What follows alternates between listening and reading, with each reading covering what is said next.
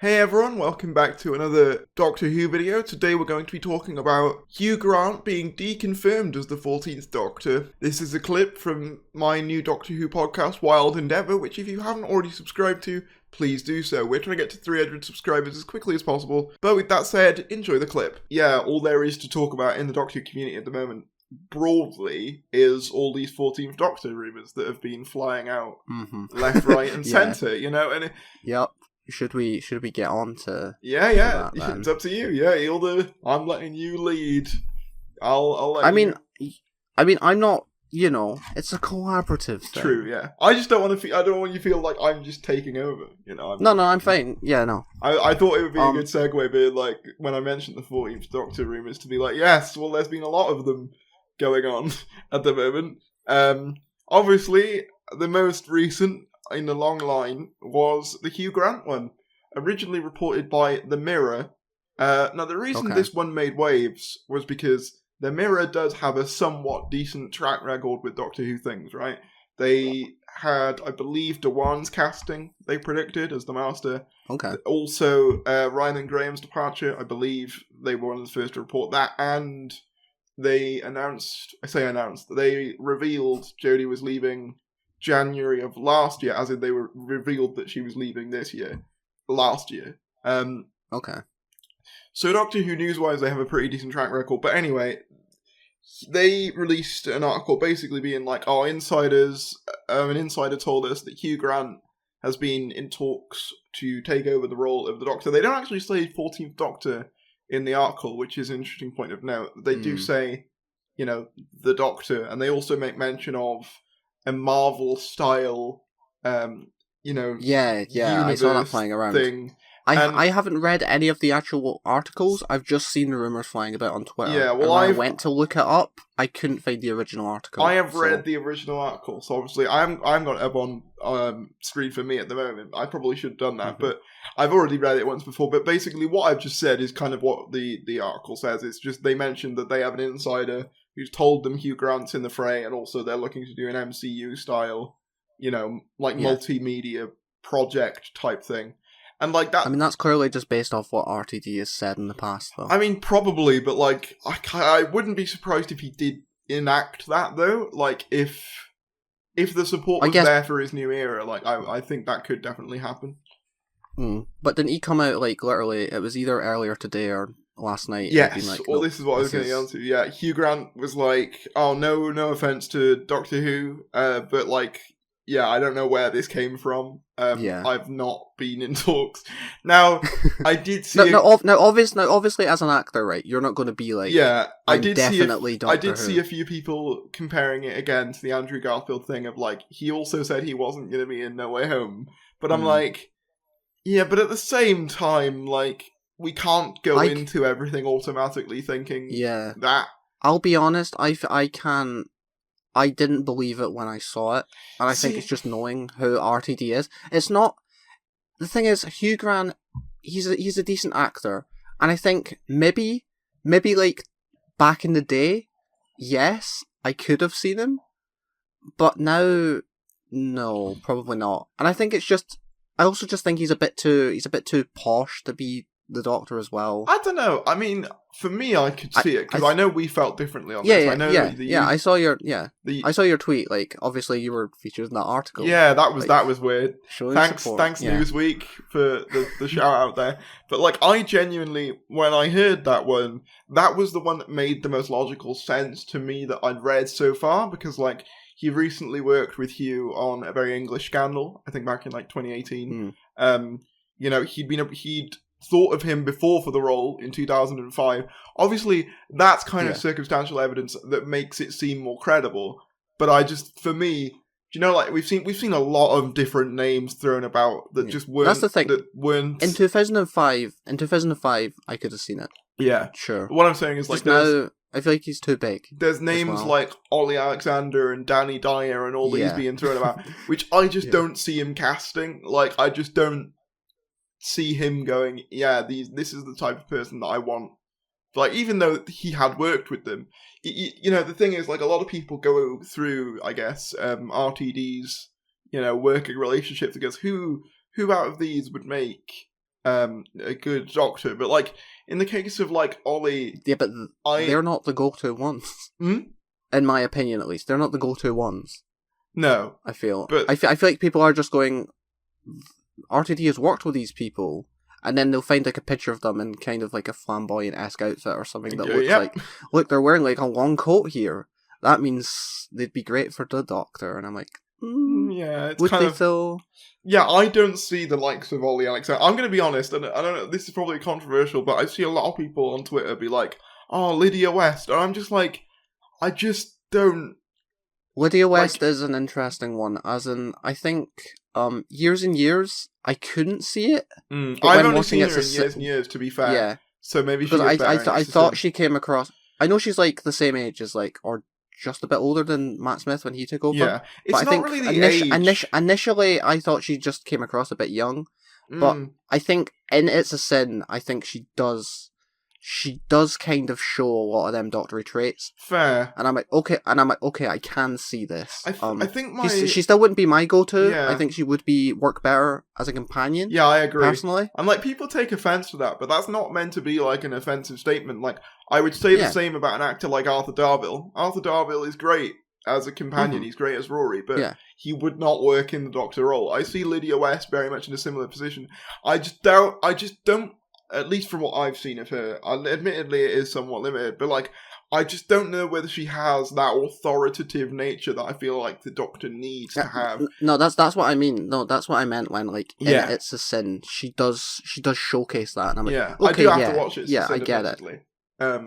It is good, yeah. But like for me, because being completely honest, I've not been vibing with like the last 2 eras of Doctor Who upon broadcast. Like I wasn't big on it wasn't the Capaldi's fault at the time. I just wasn't vibing with the direction really.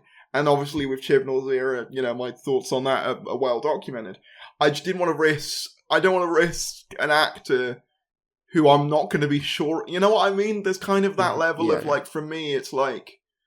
I want to know that I'm at least going to be able to buy this person in the role. And for me, like... but then again, though, I mean, your favourite Doctor is Matt Smith, and he was an unknown when he came into it. That is very true. Like, he proved everyone wrong. You know what? I honestly wouldn't be surprised if RTD cast, like, an unknown who he'd never worked with, just to throw off people who were going through his list of work and, trying to pick someone out from there. Because that's just the sort of thing he'd do, to throw a curveball. At the same time, the reason I also thought the Hugh Grant thing had an interesting quality to it was because he would have the sufficient star power to elevate the show. That's true. Yeah. Perhaps, because obviously, like, the whole ratings debate with the current era is mental. Like, there's people on both sides. Either, it's doing fantastic or it's the worst of anything, like, ever. It's performing terribly. And it's like, I don't want to get into that debate, but I suppose, at the end of the day, the Eve of the Daleks ratings weren't great. Like, they weren't as terrible as some people make out, but they didn't light the world on fire either. And if they did want to raise Doctor Who's public profile a bit, getting a name like that most people across most of the Western, like, world in terms of, like, actors kind of vaguely know about. Like, especially, like, Britain and America and stuff. He's kind of the stereotypical British man. Like, I get that, but I think it's just this thing for me, and I know that we've definitely spoke about this, like, in the past and stuff, but just to have it on record, it's like, I don't want the Doctor, like, especially after Jodie's run, to just go back to, here's another white man. Because it doesn't look good at all for the show. I do get that. It does almost present to the general public that this didn't work. Let's kind of go back to the tried and tested formula. And it's like, under someone like Russell, who could actually take that and make it something that people would like, or at least just a different vision. Yeah, I absolutely have faith that, like, RTD could make it work. Where for me personally, again, my opinion only, Chibnall hasn't really overly convinced me. I mean, Joe Martin probably has more than Jodie. Yeah. I've really liked. There are moments in Jodie. Yeah, there are moments definitely, and it's one of these eras that has grown on me over time, where it's like, I didn't really like Series 11 when it came out. I have went back and watched it, and I'm like, this is alright. Admittedly, with at least his later work, for me, when you watch it, at least first time round, you do have an element of fun with it. Like, I'm not going to lie and sit here and say I find it all boring and dull when I don't. Like, at the very least... I think something about Jodie is, I think it's just her enthusiasm comes through in her performance. Like, yeah, I mean... Even if I'm not particularly enjoying the script, it's like, she at least kind of makes it fun. Yeah, like... It's a similar thing with, like, Capaldi, where it's like, he could be given a god-awful script, but his performance would... I think for me, the major thing with Jodie, and I don't know whether it's Jodie or the scripts or a combination of the two, it's just the lack of authority that really hampers it for me. I think it's and I could be wrong or like people could disagree, but I think it's Jodie is very like a lot of her more famous roles is she's playing like brooding characters like. I guess like in Broadchurch, like she's lost her son and stuff like that. She's much more the emotional like drama side than she is bubbly fun character. And it's like I've not seen too much of her filmography, so I could be wrong there. Like maybe she has played like roles similar to that. Yeah. But yeah, I just don't think someone like the Doctor, or at least this take on the character, necessarily plays to her strengths. I'd agree. I would agree. Like, and don't get me wrong, I think, like, Jodie as a person, lovely, and does have the charisma there. Like, I think she's got, she's naturally very charismatic and very, fun to listen to. It's just, for me, she just lacks that little something that pushes her over the edge. And it's kind of like that Peter Davison thing in a way, right? Like, it's that, I mean, at least for some people, right? Peter Davison has a similar thing of being like, never quite getting into that second gear, and I kind of... Yeah.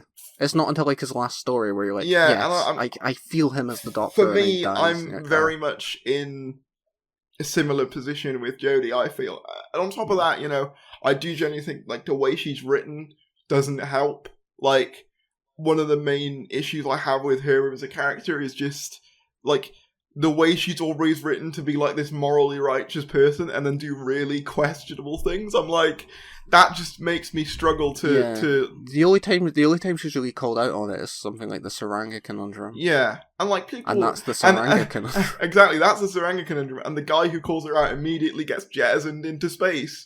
So it's almost as if the story is going, no, we can't have a character who questions the Doctor. They must... No, because the Doctor accepts it. They do, but he still does... It's still funny how the one person who questions the Doctor immediately gets killed.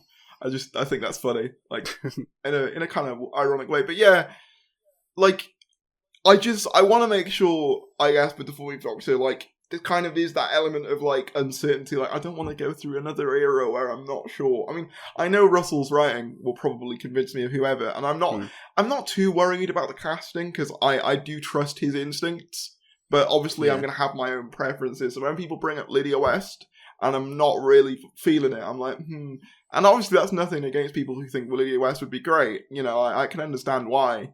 I just think, for me, I mean, like, Tania Miller is a great choice. Like, she would be great, like, I've seen her in years and years, like, when there's a scene in that where she has to, like, confront her husband about, I think he, like, cheats on her with another woman or something, and, like, the way she just takes him down and just stands over him, office, I'm just like, I could see, this is Doctor energy for me, and that is what I want, and... I think she loves the show as well. I'm pretty she sure. Does. Like, yeah, I think she'd be a great ambassador. She still has like a picture of her as like she in terms of female Doctor, my top choice. Like if they were to go through. And this is the thing, you bring up the whole one thing I will say about the whole thing about the optics of casting a man and stuff. I completely agree. Although I will say I am kind of a bit like, because when John Bishop was cast, right? And he kind of had a bit of a backlash because, certain fans wanted an all-female TARDIS team, which is fine. But they got a bit personal with John Bishop. Yeah. And Well, I'm one of these people. It's like, I wouldn't stop watching the show just because they cast a man. It's like, you obviously give it a chance. But I guess what I'm saying is, if a guy... I just think from an outside perspective, it does kind of look like the show's taking a bit I guess what I'm saying is, if a guy is cast, let's not you know, like pound him and insult him for who he is. Yeah. Because at that point, never attack an actor. Yeah. Because at that point, you aren't much better than the NMDs who go after Jodie for existing. Like, I'm not. Obviously, there's, you know, the intentions are obviously better with the former example, but it's still not exactly good to be insulting actors, you know, either way. Well, it's not good at all, but like, you get what I'm trying to say. It's just, I hope that if a guy is cast, there's an element of like, you know, let's be nice kind of thing. Well, shout outs to Debs Iona, Simon Ashley, Steve Safaro, Shane Smith, Patrick Mewson, Ree Kevin, Seb Lowndes, Jay Monroe, Preston, Hash Shandycoot, and Human Being. If you want to become a member, feel free to do so. It really helps out. You get exclusive posts, shout outs in every video, and even your own badge and custom emojis to use.